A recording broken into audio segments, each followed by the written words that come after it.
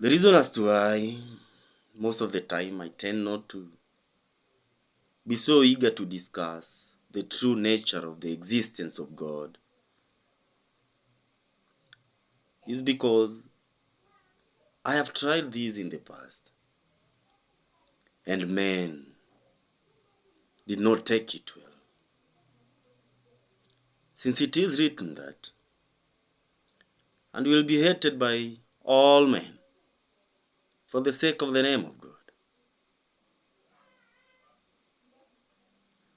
So I know for a fact that as the angel of the church in Philadelphia, I've been hated by men,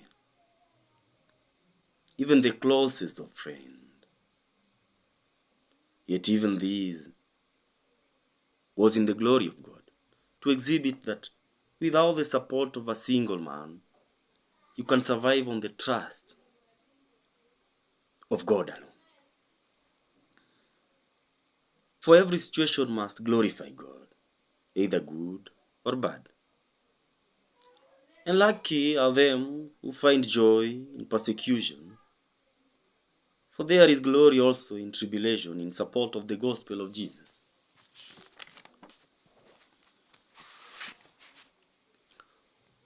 Although it took us long before realizing facts, even this was never in vain, for there is truth in time. Time is true. For if it was not, then impatience would have advantage over patience. And therefore, so many saints had to die for the truth to be permanently cemented in the hearts of men. That God is one and God is real, even as we are real with God. We therefore conclude with confidence that God is human, even as we are human, having been created in the likeness of God. But which likeness?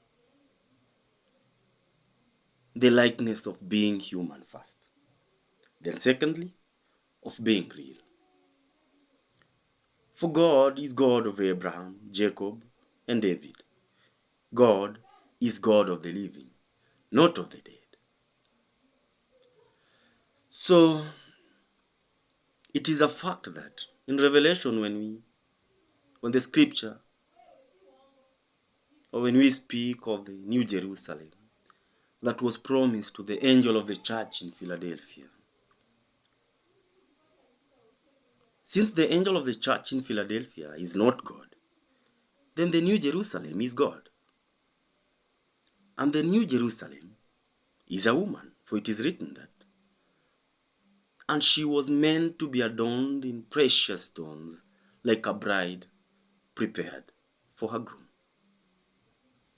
Now, if you reflect upon the scriptures on the judgment of the harlot, misery Babylon, the mother of all harlots, whose smoke ascends to heaven forever after being burnt, these judgments points to the Queen of England, according to my prophecy that from Abraham to Jacob is 14 generations. From Jacob to David is 14 generations. From David to Babylon is 14 generations. And from Babylon to the coming of Christ, first coming of Christ, is 14 generations. And therefore automatically from the first coming of Christ to the second coming of Christ is 14 generations.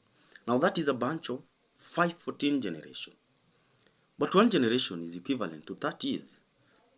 Now 30 years multiplied by 14 will give you 420 years. Now if you multiply 420 by 5, which are the 5 branches of generation, it gives you 2100 years. And when you subtract 21 years from 2023, which happens to be the year that the Queen died, gives you 77 years, a holy number. Now, if this is anything to consider, then This brings us to the question, where is the New Jerusalem? The New Jerusalem is in Kenya. God is in Kenya.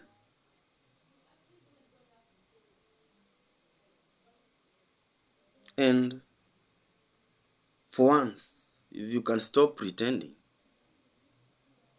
we all know her. We all know her. We all know the Queen.